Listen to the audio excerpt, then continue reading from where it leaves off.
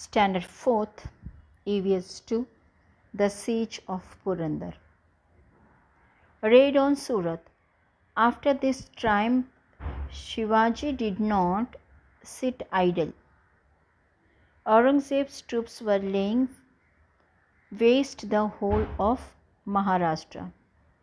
To bring the Emperor Aurangzeb to his senses, Shivaji carried out his daring raid on Surat. Surat was then a great center of trade in the Mughal Empire and a very rich city. Shivaji carried out the raid successfully and brought home a booty worth lakh of rupees. The raid on Surat drove Aurangzeb into furious rage.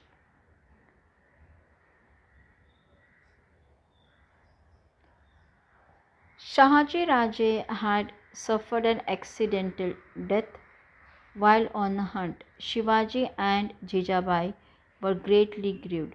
Holding his mother close to his bosom, Shivaji Maharaj consoled her.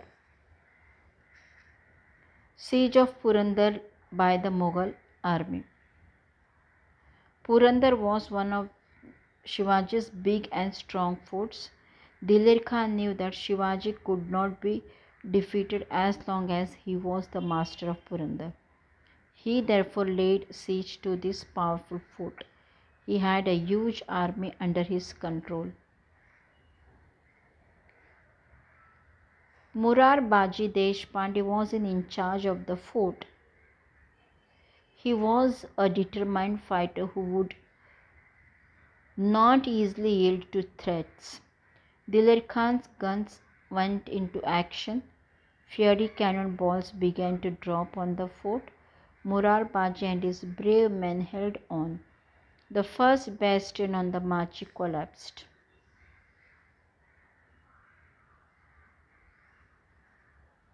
Under gunfire.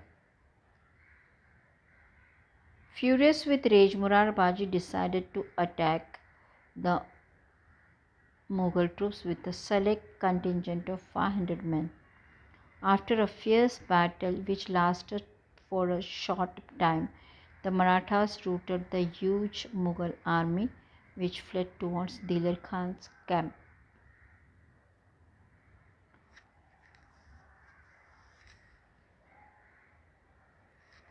Cries and shouts filled the whole camp. There was Murar Baji hacking the soldiers to pieces. His sword moved like lightning, cut throats, broke heads, and pierced the hearts of the enemy.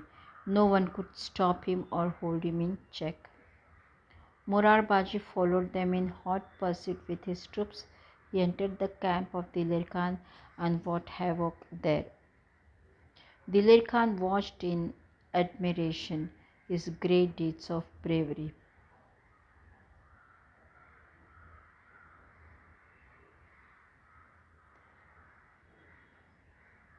Murar Baji's incomparable valor. Murar Baji did not give up. He attacked Dilir Khan's army with full force. The Mughal troops at last surrounded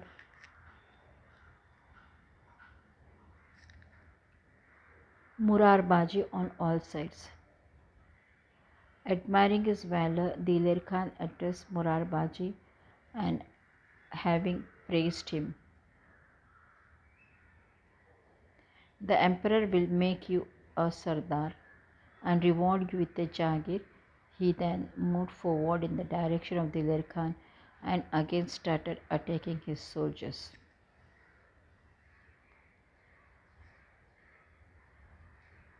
Dilir Khan, who was seated in the howdah on the elephant back, released an arrow which pierced Murar Baji's neck. Murar Baji fell to the ground. His followers lifted his dead body and took it back to the upper front.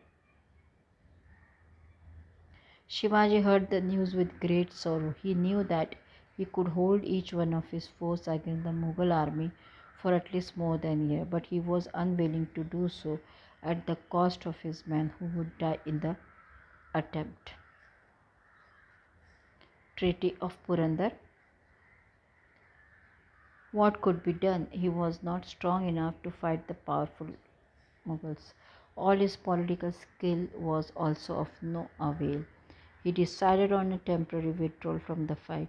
He would enter into treaty with the Mughal emperor. He went and saw Jai Singh. He said to him, Mirza Raja, you are a Rajput. You can understand our suffering. The emperor's campaigns have laid the country waste and people are in great misery. If you agree to lead us, myself and my Maulas will be your trusted followers. Jai Singh was a shrewd diplomat. He persuaded Shivaji to sign a treaty of peace with the emperor.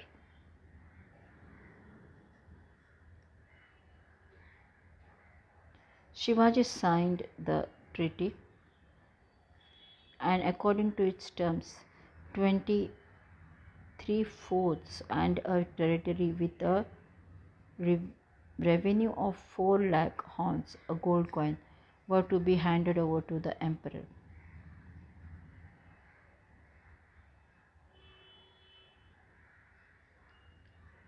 The Treaty of Purandar was signed in 1665. After the treaty was signed, Jai Singh suggested to Shivaji that he should go to Agra and see the emperor. He also guaranteed Shivaji's safe return. Shivaji thought over the suggestion. Thank you.